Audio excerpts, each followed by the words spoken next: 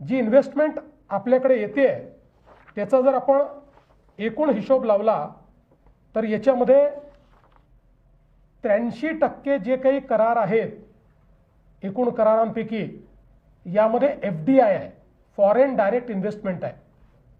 एकतर ही foreign direct investment या foreign कंपनीजनी Indian सबसिडियरीज तयार करून त्याच्या माध्यमातून केलेली आहे किंवा त्या ठिकाणी ज्या काही फॉरेन फंड्स आहेत त्यांनी केलेली इन्व्हेस्टमेंट आहे.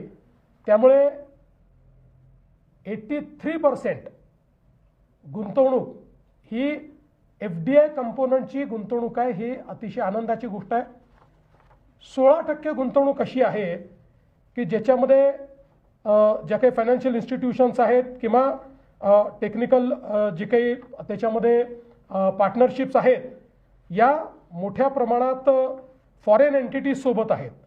त्यामुळे आपण जर बघितलं तर या गुंतवणुकीमध्ये FDI कमी आहे पण त्या गुंतवणुकीमध्ये फॉरेन टेक्नॉलॉजी आहे आणि विशेषतः यातल्या गुंतवणुकी इम्पोर्ट सबस्टिट्यूट म्हणून या ठिकाणी येत आहेत.